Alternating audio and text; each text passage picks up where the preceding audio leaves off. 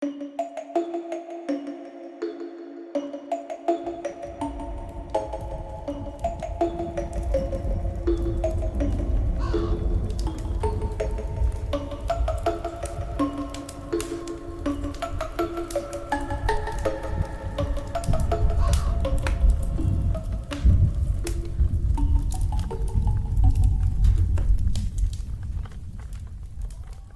una creencia generalizada que la noche del 31 de octubre, la víspera de Todos los Santos, los difuntos entran en contacto con los vivos en una especie de confusión cósmica. Cuentan las antiguas tradiciones que, por unas horas, el velo que separa nuestros mundos se vuelve tan delgado que casi se toca. Es el momento de prestar atención al susurro del viento, al crepitar del fuego, al lejano doblar de las campanas y al invisible mensajero que, desde las sombras, aúlla en algún lugar del bosque silencioso. Acércate, viajero, que ya he prendido las llamas para disipar los espantos que nos acechan, porque esta noche y ninguna otra, las ánimas de los difuntos empezarán a tañer su campana en la capilla del monte. Y aquí, a la luz de la hoguera, voy a contarte aquella historia.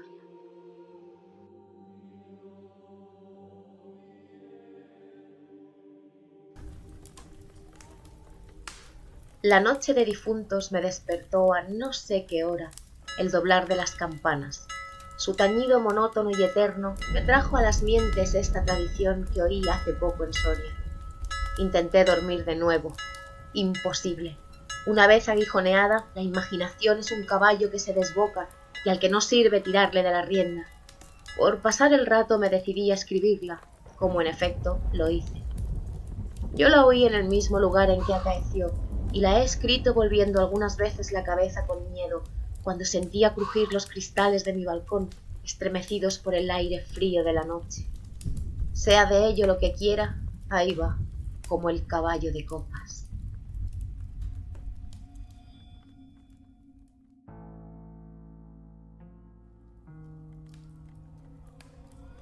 Atad los perros, haced la señal con las trompas para que se reúnan los cazadores, y demos la vuelta a la ciudad. La noche se acerca, es día de Todos los Santos y estamos en el Monte de las Ánimas. ¡Tan pronto! A ser otro día, no dejara yo de concluir con ese rebaño de lobos que las nieves del Moncayo han arrojado de sus madrigueras, pero hoy es imposible. Dentro de poco sonará la oración de los templarios y las ánimas de los difuntos comenzarán a tañer su campana en la capilla del monte. En esa capilla ruinosa. Bah, ¿quieres asustarme? No, hermosa prima. Tú ignoras cuanto sucede en este país, porque aún no hace un año que has venido a él desde muy lejos. Refrena tu yegua, yo también pondré la mía al paso, y mientras dure el camino, te contaré esta historia. Los pajes se reunieron en alegres y bulliciosos grupos. Los condes de Borges y de Alcudiel montaron en sus magníficos caballos y todos juntos siguieron a sus hijos Beatriz y Alonso, que precedían la comitiva a bastante distancia. Mientras duraba el camino, Alonso narró en estos términos la prometida historia. Ese monte que hoy llaman de las Ánimas pertenecía a los templarios, cuyo convento ves allí, a la margen del río. Los templarios eran guerreros y religiosos a la vez. Conquistada Soria a los árabes, el rey los hizo venir de lejanas tierras para defender la ciudad por la parte del puente, haciendo en ello notable agravio a sus nobles de Castilla, que así hubieron solos sabido defenderla como solos la conquistaron. Entre los caballeros de la nueva y poderosa orden y los hidalgos de la ciudad fermentó por algunos años y estalló al fin un odio profundo. Los primeros tenían acotado ese monte, donde reservaban caza abundante para satisfacer sus necesidades y contribuir a sus placeres. Los segundos determinaron organizar una gran batida en el coto, a pesar de las severas prohibiciones de los clérigos con espuelas, como llamaban a sus enemigos. Hundió la voz del reto, y nada fue parte a detener a los unos en su manía de cazar y a los otros en su empeño de estorbarlo. La proyectada expedición se llevó a cabo. No se acordaron de ella las fieras, antes la tendrían presente tantas madres como arrastraron sendos lutos por sus hijos. Aquello no fue una cacería, fue una batalla espantosa. El monte quedó sembrado de cadáveres. Los lobos, a quienes se quiso exterminar, tuvieron un sangriento festín. Por último, intervino la autoridad del rey. El monte, maldita ocasión de tantas desgracias, se declaró abandonado y la capilla de los religiosos, situada en el mismo monte y en cuyo atrio se enterraron juntos amigos y enemigos, comenzó a arruinarse. Desde entonces dicen que cuando llega la noche de difuntos se oye doblar sola la campana de la capilla y que las ánimas de los muertos, envueltas en jirones de sus sudarios, corren como en una cacería fantástica por entre las breñas y los zarzales. Los ciervos braman espantados, los lobos aúllan, las culebras dan horrorosos silbidos y al otro día se han visto impresas en la nieve las huellas de los descarnados pies de los esqueletos. Por eso en Soria le llamamos el Monte de las Ánimas, y por eso he querido salir de él antes que cierre la noche. La relación de Alonso concluyó justamente cuando los dos jóvenes llegaban al extremo del puente, que da paso a la ciudad por aquel lado. Allí esperaron al resto de la comitiva, la cual, después de incorporárseles los dos jinetes, se perdió por entre las estrechas y oscuras calles de Soria.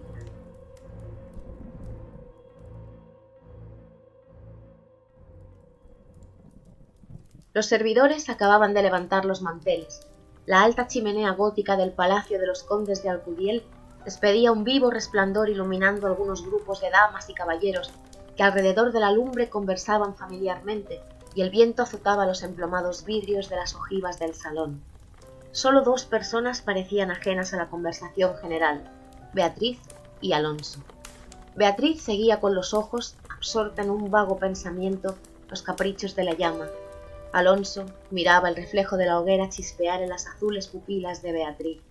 Ambos guardaban hacía rato un profundo silencio. Las dueñas referían, a propósito de la noche de difuntos, cuentos tenebrosos en que los espectros y los aparecidos representaban el principal papel, y las campanas de las iglesias de Soria doblaban a lo lejos con un tañido monótono y triste.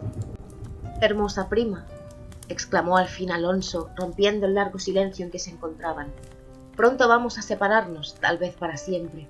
Las áridas llanuras de Castilla, sus costumbres toscas y guerreras, sus hábitos sencillos y patriarcales, sé que no te gustan. Te he oído suspirar varias veces, acaso por algún galán de tu lejano señorío». Beatriz hizo un gesto de fría indiferencia. Todo un carácter de mujer se reveló en aquella desdeñosa contracción de sus delgados labios. «Tal vez por la pompa de la corte francesa, donde hasta aquí has vivido», se apresuró a añadir el joven. «De un modo o de otro, presiento que no tardaré en perderte. Al separarnos, quisiera que llevases una memoria mía. ¿Te acuerdas cuando fuimos al templo a dar gracias a Dios por haberte devuelto la salud que viniste a buscar a esta tierra? El joyel que sujetaba la pluma de mi gorra cautivó tu atención. Qué hermoso estaría sujetando un velo sobre tu oscura cabellera. Ya lo he aprendido, el de una desposada. Mi padre se lo regaló a la que me dio el ser y ella lo llevó al altar. ¿Lo quieres?»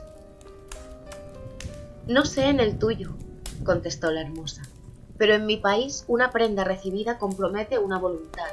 Solo en un día de ceremonia debe aceptarse un presente de manos de un deudo que aún puede ir a Roma sin volver con las manos vacías». El acento helado con que Beatriz pronunció estas palabras turbó un momento al joven, que después de serenarse dijo con tristeza: «Lo sé, prima, pero hoy se celebran todos los santos, y el tuyo ante todos. Hoy es día de ceremonias y presentes. ¿Quieres aceptar el mío?» Beatriz se mordió ligeramente los labios y extendió la mano para tomar la joya, sin añadir una palabra. Los dos jóvenes volvieron a quedarse en silencio, y volvióse a oír la cascada voz de las viejas, que hablaban de brujas y de trasgos, y el zumbido del aire que hacía crujir los vidrios de las ojivas, y el triste monótono doblar de las campanas. Al cabo de algunos minutos, el interrumpido diálogo tornó a anudarse de este modo: «Y antes de que concluya el día de todos los santos, en que así como el tuyo se celebra el mío, y puedes, sin atar tu voluntad, dejarme un recuerdo, no lo harás», dijo él, clavando una mirada en la de su prima, que brilló como un relámpago iluminada por un pensamiento diabólico. «¿Por qué no?», exclamó ésta llevándose la mano al hombro derecho, como para buscar alguna cosa entre los pliegues de su ancha manga de terciopelo bordado de oro. Después, con una infantil expresión de sentimiento, añadió: «¿Te acuerdas de la banda azul que llevé hoy a la cacería y que, no sé por qué emblema de su color me dijiste que era la divisa de tu alma?» «Sí». «Pues se ha perdido, y pensaba dejártela como un recuerdo». Se ha perdido. ¿Y dónde? Preguntó Alonso, incorporándose de su asiento, y con una indescriptible expresión de temor y esperanza. No sé. ¿En el monte acaso? En el monte de las ánimas, murmuró palideciendo y dejándose caer sobre el sitial. ¿En el monte de las ánimas? Luego prosiguió con voz entrecortada y sorda. Tú lo sabes, porque lo habrás oído 1000 veces. En la ciudad, en toda Castilla, me llaman el rey de los cazadores. No habiendo aún podido probar mis fuerzas en los combates, como mis ascendentes, he llevado a esta diversión, imagen de la guerra, todos los bríos de mi juventud, todo el ardor, hereditario en mi raza. La alfombra que pisan tus pies son despojos de fieras que he muerto por mi mano. Yo conozco sus guaridas y sus costumbres, y he combatido con ellas de día y de noche, a pie y a caballo, solo y en batida, y nadie dirá que me ha visto huir del peligro en ninguna ocasión. Otra noche volaría por esa banda, y volaría gozoso como a una fiesta, y sin embargo esta noche, ¿a qué ocultártelo? Tengo miedo. ¿Oyes? Las campanas doblan, la oración ha sonado en San Juan del Duero. Las ánimas del monte comenzarán ahora a levantar sus amarillentos cráneos de entre las malezas que cubren sus fosas. Las ánimas, cuya sola vista puede helar de horror la sangre del más valiente, tornar sus cabellos blancos o arrebatarle en el torbellino de su fantástica carrera como una hoja que arrastra el viento sin que se sepa dónde. Mientras el joven hablaba, una sonrisa imperceptible se dibujó en los labios de Beatriz, que cuando hubo concluido exclamó con un tono indiferente, y mientras atizaba el fuego del hogar, donde saltaba y crujía la leña, arrojando chispas de 1000 colores. ¡Oh, eso de ningún modo! ¡Qué locura! Ir ahora al monte con semejante friolera, una noche tan oscura, noche de difuntos, y cuajado el camino de lobos. Al decir esta última frase, la recargó de un modo tan especial que Alonso no pudo menos que comprender toda su amarga ironía. Movido como por un resorte, se puso en pie. Se pasó la mano por la frente como para arrancarse el miedo que estaba en su cabeza y no en su corazón, y con voz firme exclamó, dirigiéndose a la hermosa, que aún estaba inclinada sobre el hogar, entreteniéndose en revolver el fuego. Adiós, Beatriz, adiós. Hasta pronto. Alonso, Alonso, dijo ésta, volviéndose con rapidez, pero cuando quiso o aparentó querer detenerle, el joven había desaparecido. A los pocos minutos se oyó el rumor de un caballo que se alejaba al galope. La hermosa, con una radiante expresión de orgullo satisfecho que coloreó sus mejillas, prestó atento oído a aquel rumor que se debilitaba, que se perdía, que se desvaneció por último.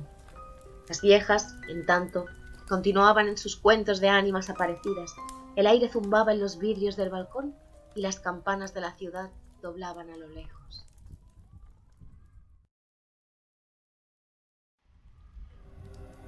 Había pasado 1 hora, 2, 3. La medianoche estaba a punto de sonar y Beatriz se retiró a su oratorio. Alonso no volvía, cuando en menos de 1 hora pudiera haberlo hecho. «Habrá tenido miedo», exclamó la joven cerrando su libro de oraciones y encaminándose a su lecho, después de haber intentado inútilmente murmurar algunos de los rezos que la Iglesia consagra en el día de difuntos a los que ya no existen. Después de haber apagado la lámpara y cruzado las dobles cortinas de seda, se durmió. Se durmió con un sueño inquieto, ligero, nervioso. Las 12 sonaron en el reloj del postigo. Beatriz oyó entre sueños las vibraciones de la campana, lentas, sordas, tristísimas, y entreabrió los ojos. Creía haber oído a par de ellas pronunciar su nombre, pero lejos, muy lejos, y por una voz ahogada y doliente. El viento gemía en los vidrios de la ventana. «Será el viento», dijo, y poniéndose la mano sobre el corazón, procuró tranquilizarse. Pero su corazón latía cada vez con más violencia. Las puertas del alerce del oratorio habían crujido sobre sus goznes, con un chirrido agudo y prolongado y estridente. Primero unas y luego las otras, más cercanas, todas las puertas que daban paso a su habitación iban sonando por su orden, estas con un ruido sordo y grave, aquellas con un lamento largo y crispador. Después, silencio. Un silencio lleno de rumores extraños, el silencio de la medianoche, con un murmullo monótono de agua distante, lejanos ladridos de perros, voces confusas palabras ininteligibles, ecos de pasos que van y vienen, crujir de ropas que se arrastran, suspiros que se ahogan, respiraciones fatigosas que casi se sienten, estremecimientos involuntarios que anuncian la presencia de algo que no se ve y cuya proximidad se nota no obstante en la oscuridad. Beatriz, inmóvil, temblorosa, adelantó la cabeza fuera de las cortinillas y escuchó un momento. Oía 1000 ruidos diversos, se pasaba la mano por la frente, tornaba a escuchar. Nada. Silencio. Veía, con esa fosforescencia de la pupila en las crisis nerviosas, como bultos que se movían en todas direcciones, y cuando dilatándolas las fijaba en un punto, nada, oscuridad, las sombras impenetrables. «Bah», exclamó, volviendo a recostar su hermosa cabeza sobre la almohada de raso azul del lecho. «¿Soy yo tan miedosa como esas pobres gentes, cuyo corazón palpita de terror bajo una armadura al oír una conseja de aparecidos?» Y cerrando los ojos, intentó dormir. Pero en vano había hecho un esfuerzo sobre sí misma. Pronto volvió a incorporarse más pálida, más inquieta, más aterrada. Ya no era una ilusión.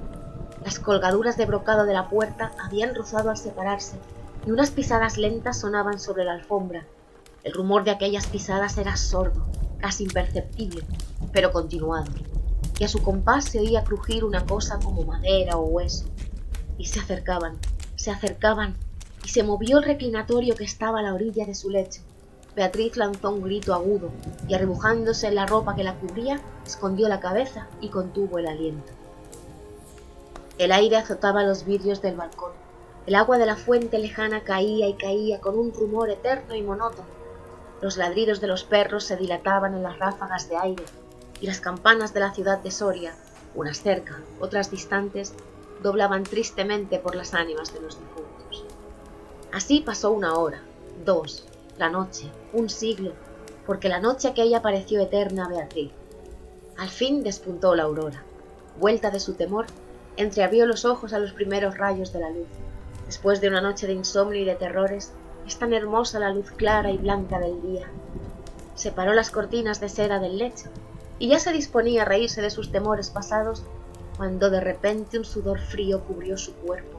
Sus ojos se desencajaron y una palidez mortal descoloró sus mejillas.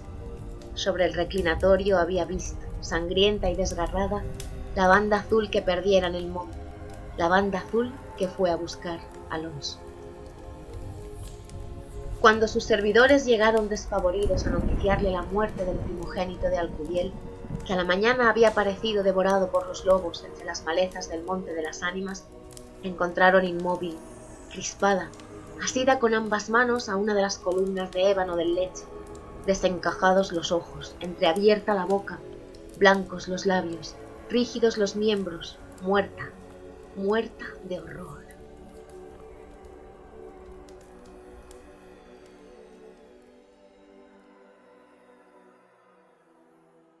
Dicen que después de acaecido este suceso, un cazador extraviado que pasó la noche de difunto sin poder salir del Monte de las Ánimas y que al otro día, antes de morir, pudo contar lo que viera, refirió cosas horribles. Entre otras, asegura que vio los esqueletos de los antiguos templarios y de los nobles de Soria enterrados en el atrio de la capilla, levantarse al punto de la oración con un estrépito horrible, y caballeros sobre osamentas de corceles perseguir como fieras a una mujer hermosa, pálida y desmelenada, que con los pies desnudos y sangrientos y arrojando gritos de horror, daba vueltas alrededor de la tumba de Alonso. Si has sobrevivido a este relato, te invito a visitar mi página giraez.es para permanecer a salvo. Si este vídeo te ha parecido interesante, no olvides suscribirte a mi canal y darle al me gusta. Así no te pierdes ninguna sorpresa. Puedes dejarme tus sugerencias y hechizos en la sección de comentarios de este mismo vídeo o invocarme directamente a través del formulario de contacto de mi web. Gracias por acompañarme en esta terrorífica noche de leyendas. Antes de irme, te dejo con una frase luminosa para vencer a estas tinieblas. La muerte no está extinguiendo la luz, solo está apagando la lámpara porque ha llegado el amanecer. Gracias por ser y estar. Nos escuchamos en unos días.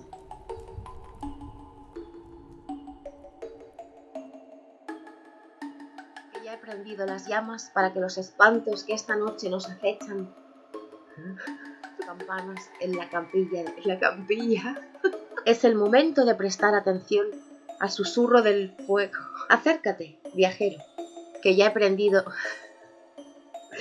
Levantarse. Yo me voy a levantar. Este final es bastante épico. Sombras en algún oscuro lugar. Pero esto dicho así no da miedo. Los difuntos entran en contacto con los... ¿Con quién? A no doblar de las campanas y al invisible